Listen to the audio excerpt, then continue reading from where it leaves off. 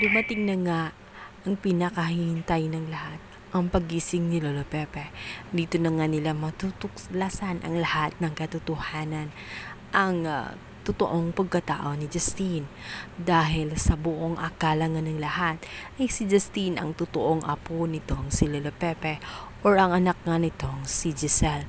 Ngunit ang nasa likod ng katotohanan nito, si Justine ay kapatid lamang nito at ang totoong anak nga ni Giselle ay matagal na talagang patay.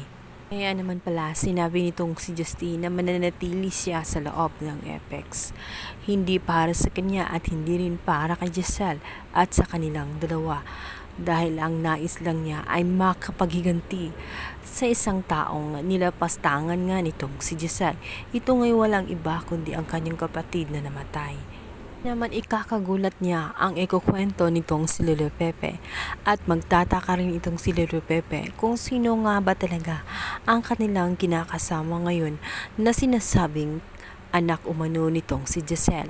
Dahil sa pagkakaalam niya ay matagal na nilang natuklasan na ito nga ay patay na sa pamamagitan nga ng pananaliksik nitong si Quinito. At si Quinito mismo ang makapagsasabi rin dahil siya ay witness at laging kasakasama nga nitong si Lola Pepe. Iyak na nga lang si Giselle matapos niyang marinig ang kwento ng matanda. Hindi niya sukat akalain na magagawa nga nitong si Justine at itong kanyang ama na lokohin ito nga si Giselle at linlangin dahil lamang sa paghihiganti. At ngayon malinaw na sa kanyang lahat ay ipaalisin na nga niya itong mag-ama.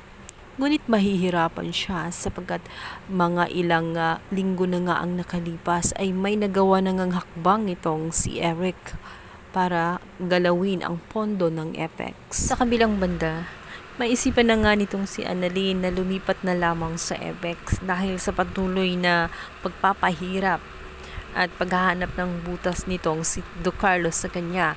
Ang talaga lagi siyang humahadlang sa oras nga na ire-recommend siya or may bagay na dapat gawin para sa kanya ay hinahadlangan nga nitong si Do Carlos. Kaya naman naiirita na siya at pakiramdam niya ay lalong sumisikip na ang kanyang mundo sa loob ng Esridge kasama nga itong si Carlos.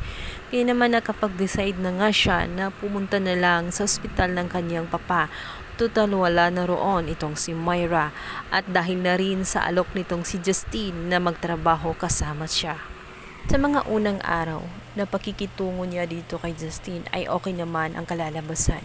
Ngunit makalipas nga ang mga ilang linggo ay dito na nga niya matutuklasan dahil palihim nga niyang marinig ang mga usapan ng mag-ama at dito niya malalaman ang maitim na balak ng mga ito sa Apex na siyang magiging dahilan at magiging hudyat upang pagsabihan nga niya itong kanyang tita Giselle tungkol sa plano ni Eric at ni Justine sa Apex.